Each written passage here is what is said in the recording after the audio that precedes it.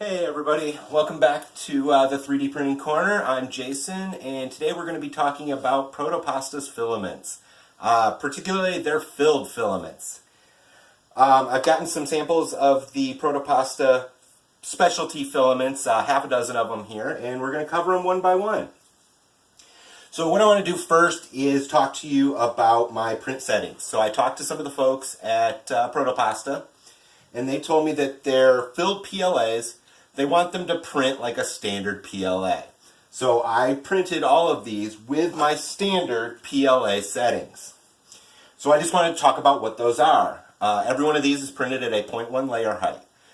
The reason I use that 0.1 layer height is I wanted to give all of these the best chance of coming out as a nice smooth print as I possibly could. My extruder was run at 205 degrees.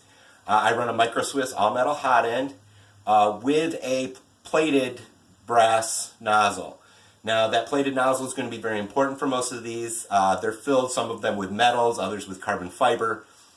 If you run that through a standard brass nozzle that is not plated, or else not a steel nozzle is another option, it's going to wear that brass down incredibly quickly.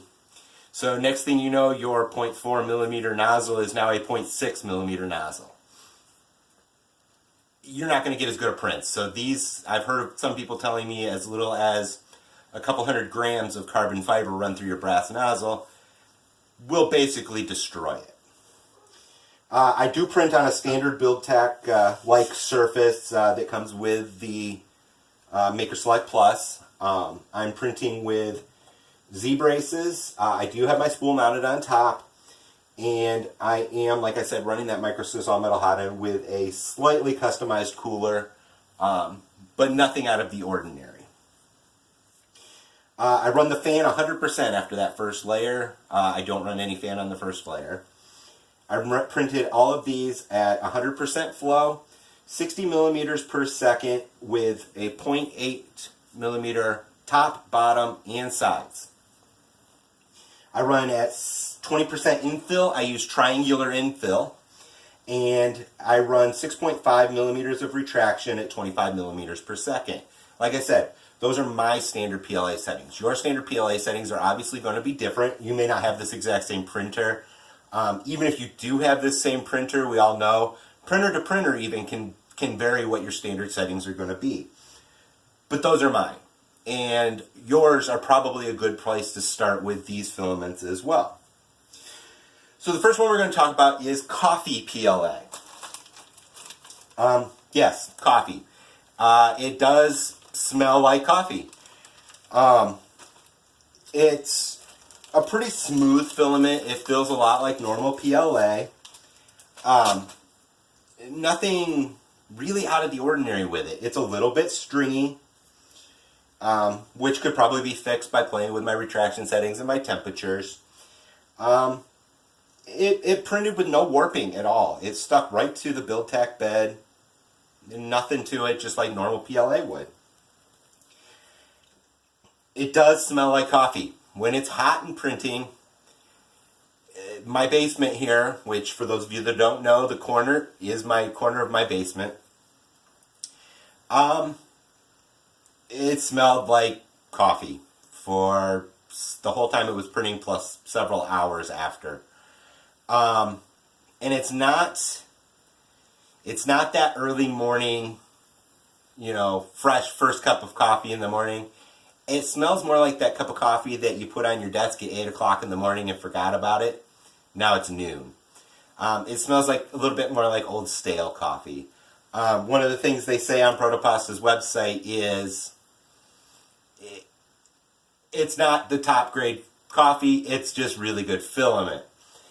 I would agree with that. It's not the most pleasant smell. That said, if you really like this color and this is the color you're looking for, it prints pretty well. It's got a little bit of blobs at the layer changes, but nothing that you couldn't smooth out relatively easily with a little bit of sandpaper. Little bit of stringing in between the letters here on the Maker coin. But for the most part, it prints like you would expect PLA to print. It expects like you would expect nice PLA to print. The next one we're going to talk about is their magnetic iron PLA. Now this one, I thought it was kind of cool. It didn't string at all. There's absolutely zero stringing between these letters. No warping. It's stuck right down to that bed. It's flat as can be. Interesting thing is, I know that in a standard PLA, my maker coin weighs about 10 grams. Usually it's pretty spot on from brand to brand of PLA. It's about 10 grams. This one weighs 14, so it's about 40% heavier than standard PLA. One of the cool things about it is it's got enough iron in it, it's actually magnetic. So there's a magnet stuck right to the back of it. It's not stuck super strong, but it sticks. I've been trying to come up with what would be a great use for this stuff. And I haven't come up with one yet. If you've got any ideas, comment below, let me know. It doesn't print perfectly smooth. It doesn't, it blobs a little bit at the layer changes. Again, we could probably play with our settings and fix that. But it prints overall really nice, and it's got some interesting characteristics. One of the other things that it can be done with it is, anybody that's seen Joel Telling, the 3D printing nerd, he printed a TARDIS out of this and actually rusted that TARDIS. There's enough iron in here that it can actually be rusted. So that's something that's kind of cool about it. To me, I think it's maybe more of just a novelty type item. But like I said, if you can think of anything, comment below, let me know. The next one is probably going to be one of the more useful of all of these. It is matte fiber HTPLA. So essentially it's an organic fiber that is filled into the filament while it's being made. I picked a nice red. It comes in several colors. This print's fantastic.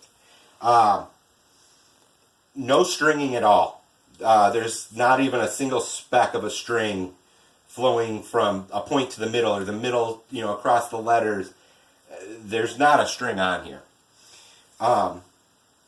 It's PLA.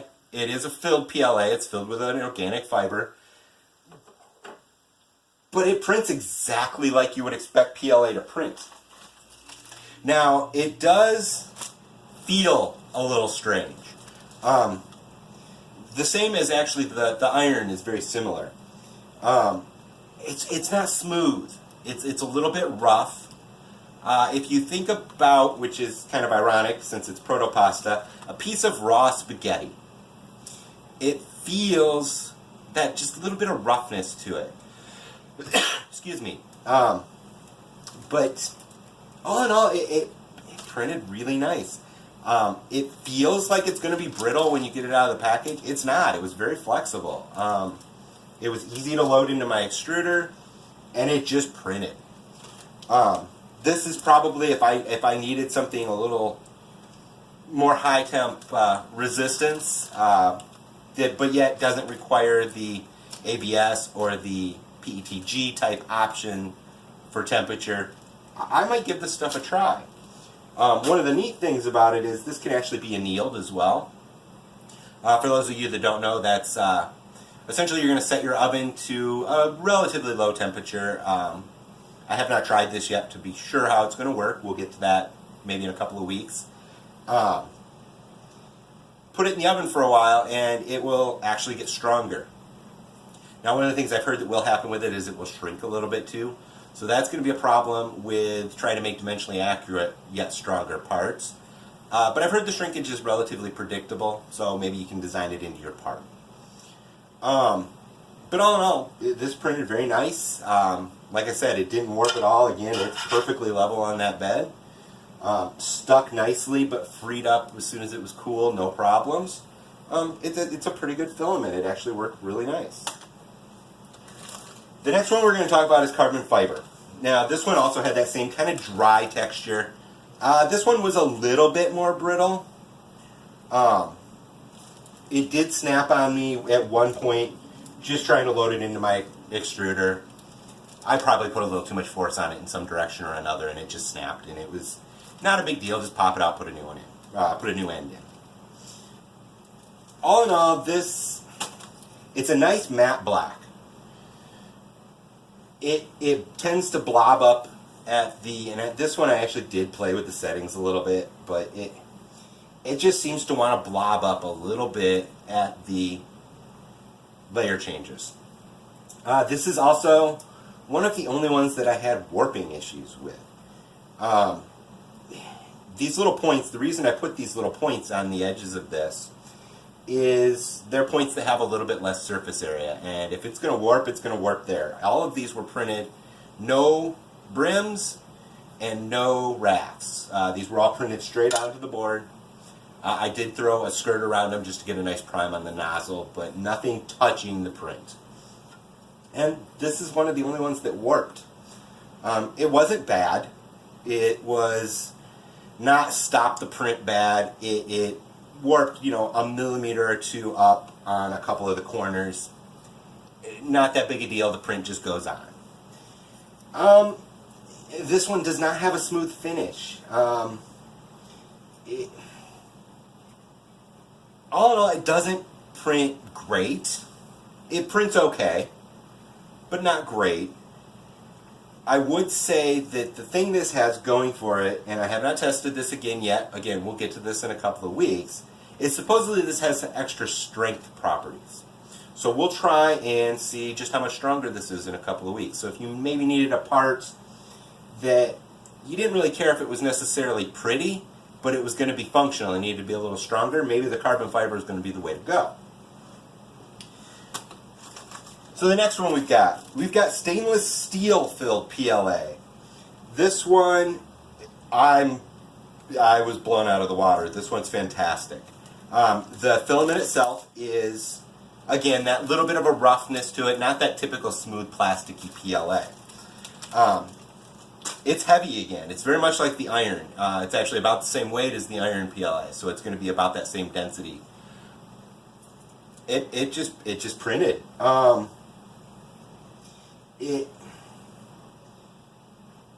It's got a purpose. So it's a really nice, pretty color. I actually really like this gray. I really like the feel of it. It feels, it's not smooth, but it's also not rough. It feels that like you can't really feel the layer changes. It's just that the filament itself has a rough, nice matte texture to it. Again, though, that's not the purpose of this one. The purpose of this one is, and as much as I love this color, you can polish this. I haven't tried it yet. We're going to do a video here in the next couple of weeks where we're going to go through all of these filaments and try them out for their quote-unquote intended purposes. So we're going to try and give this one a polish here in an upcoming video. But I have seen people that put a polish on, for instance, a printed ring. Things like that. And they look nice. They're not... Don't think about it like polishing a piece of stainless steel where you're going to get a mere finish. You're just going to get a nice shiny surface to them. So we'll give that a try in a couple weeks, but all in all, between this one and the matte fiber HT PLA, these were probably my two favorites to print. They printed beautifully, they printed easily, they printed at my normal settings, they just printed. Now the last one we've got to talk about is the one that actually a lot of people are the most curious about, conductive PLA. Unlike all the others, this one's a lot smoother. It actually feels a lot more like this is just a standard PLA. It feels a lot more like this does. It's actually even smoother than that. Which made me think when I was getting it out of the package, wow, this one's actually going to be the least brittle of them all, which turned out to be completely wrong. I snapped that one as soon as I tried to put it in the extruder. This was the first print that I ran with it. This is the bottom layer. There's the top layer. You notice it's not finished.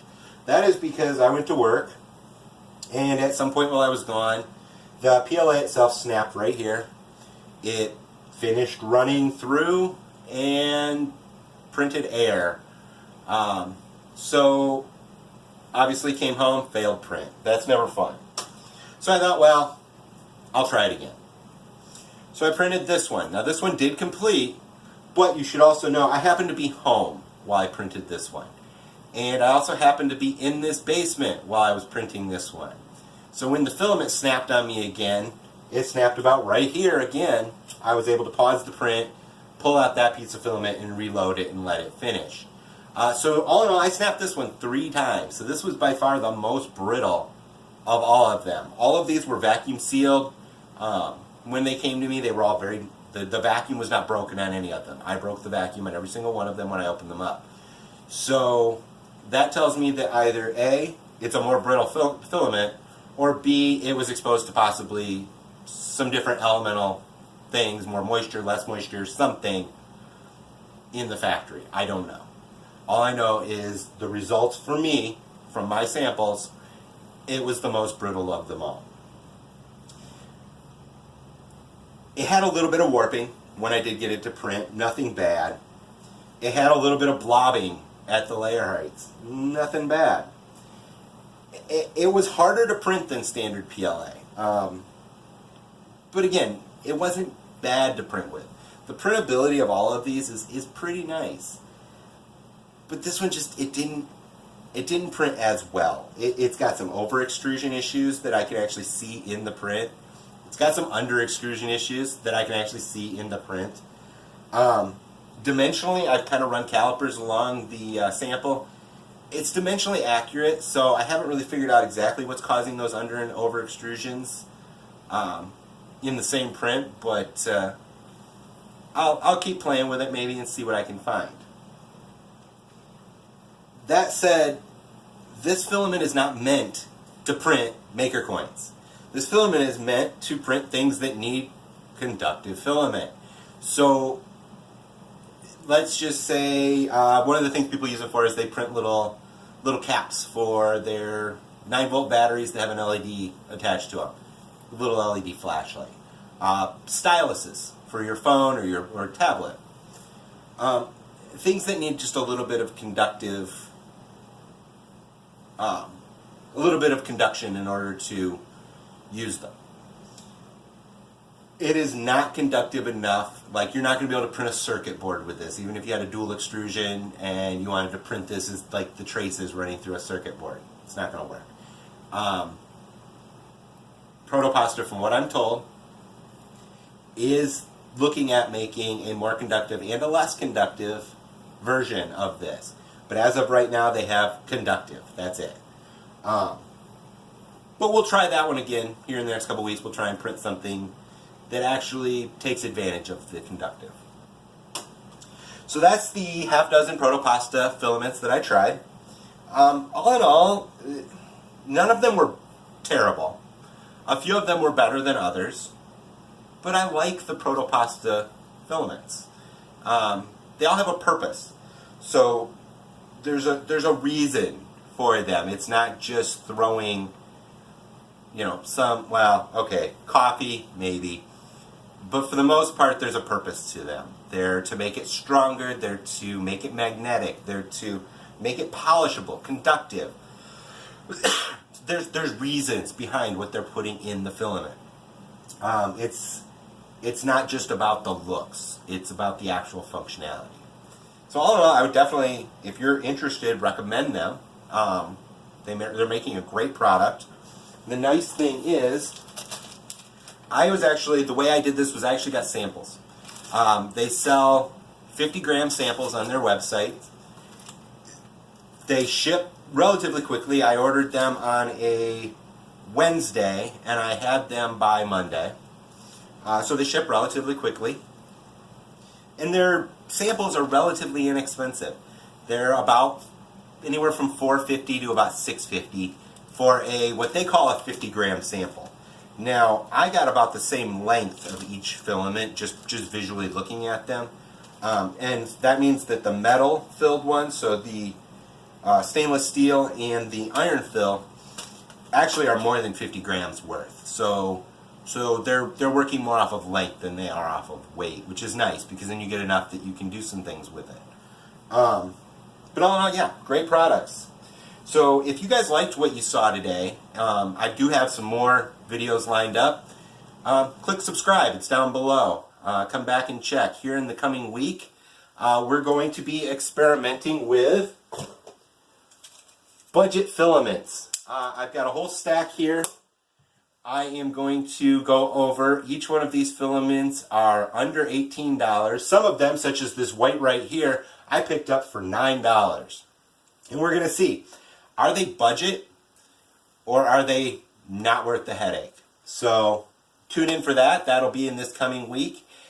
Week after that, we'll probably be going through each one of these Proto Pasta filaments again, except this time we're going to test them out for what their intended purpose is. We'll probably skip the coffee PLA because it's PLA, it smells. That's basically its purpose. But as far as the iron, we're going to try and rust it. We're going to see how well it sticks things together. I'm going to go ahead and I'm going to anneal that matte fiber PLA and see, does it really get stronger? The carbon fiber, we're going to test it. We're going to see, is it really stronger than a standard PLA print? The stainless steel, I'm going to try and go through and give it a polish and see how shiny can we really get it. And the conductive, I'll probably print out something that needs a slight conductivity and see, does it actually conduct like we would expect it to? Maybe take a few measurements, see, does it actually have the resistance that they say it does on their website? So if those things interest you, like I said, subscribe down below. Let's get that number up there and let's see what we can do. We can all be making things together, and if you've got any comments, definitely leave them below and I'll get to them as soon as I can. Thanks a lot, everybody. Have a great weekend.